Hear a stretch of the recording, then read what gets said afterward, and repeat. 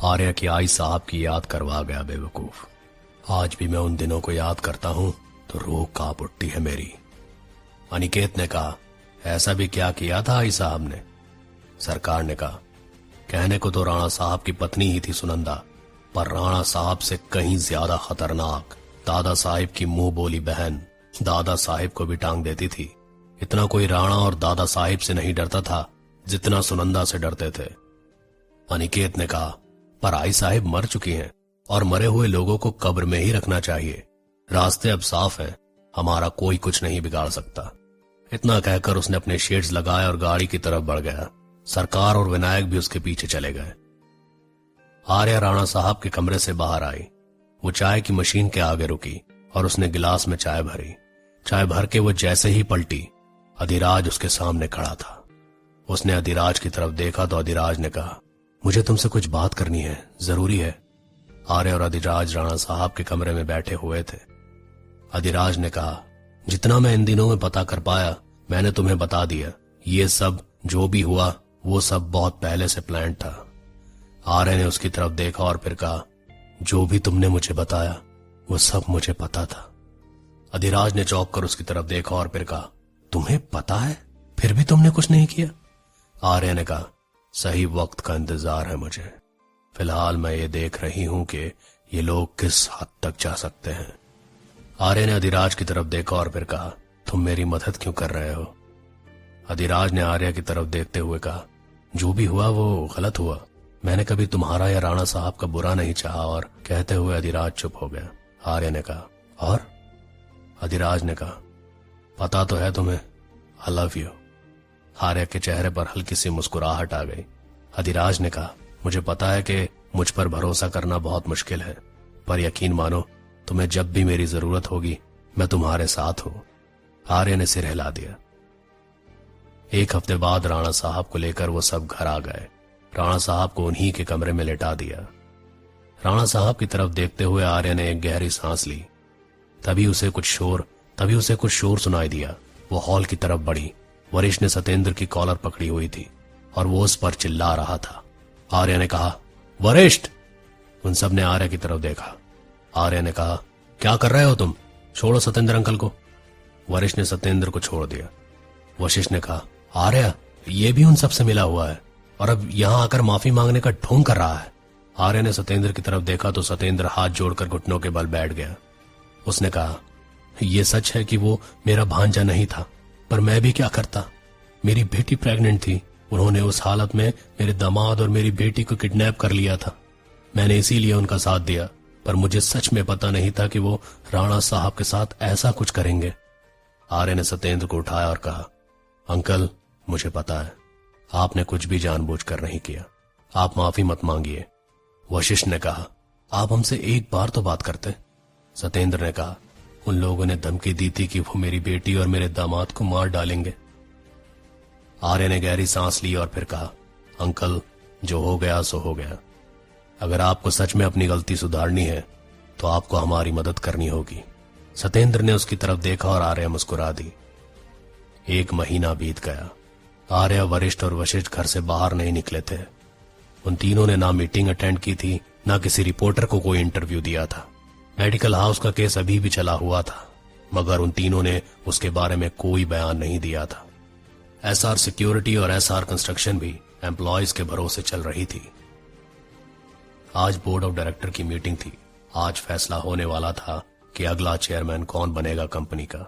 करीब करीब सभी मान बैठे थे कि कंपनी को सरकार की कंपनी में मर्ज करके अनिकेत को चेयरमैन बना दिया जाए। इसलिए अनिकेत और सरकार भी मीटिंग में शामिल हो रहे थे। अगर आज भी वरिष्ठ और वशिष्ठ या आर्य मीटिंग में शामिल नहीं होते हैं तो चेयरपर्सन बना दिया जाएगा। सब मीटिंग में पहुंच चुके थे जब वरिष्ठ, वशिष्ठ, आर्य की बाइक ऑफिस के बाहर रुकी। उन तीनों ने अपने हेलमेट हटाए तो सारे रिपोर्टर उनकी तरफ लपक गए। एसआर सिक्योरिटी गार्ड्स ने सारे रिपोर्टर को रोक दिया। वो तीनों अंदर चले गए। मीटिंग हॉल में सब बैठ चुके थे। तभी दरवाजा खुला तो सब चौंक उठे। अनिकेत भी हैरान हो गया। आर्य, वरिष्ठ और वशिष्ठ अंदर आ गए। उन तीनों ने सरसरी नजर डाली और फिर अपनी जगह पर जाकर बैठ गए। मित्तल और बाकी सब उन लोगों को घूर रहे थे। कंपनी के सीईओ ने कहना शुरू किया, जैसा कि आप सब जानते हैं कि राणा साहब के कोमा में जाने के बाद कंपनी को एक लीडर की जरूरत है, एक चेयरपर्सन की। फिलहाल कंपनी की हालत मेडिकल हाउस पर लगे इल्जाम के बाद काफी खराब है। इसीलिए हम सबको ऐसे लीडर की जरूरत है जो कंपनी को इस सब हालात में संभाल सके। मित्तल ने कहा, इसमें सोचने की क्या बात है, चेयरमैन हम सिर्फ अनिकेत को ही बनाएंगे। इस वक्त कंपनी की हालत सही नहीं है। अगर इस वक्त हमने कंपनी को सरकार की कंपनी में मर्ज नहीं किया तो हम सब डूब जाएंगे। अनिकेत ने सही फैसला किया और सरकार की कंपनी ज्वाइन कर ली। अब हम सबको भी यही करना चाहिए। मित्तल की बात पर सबने हाँ में सिर हिला दिया। अनिकेत ने कहा, मुझे कोई दिक्कत नहीं है मित्तल साहब, पर और भी हैं जो इस कुर्सी पर हक रखते हैं। मित्तल ने कहा, तुमसे बेहतर इस कंपनी को कोई नहीं संभाल सकता। और कौन है जो तुमसे बेहतर है?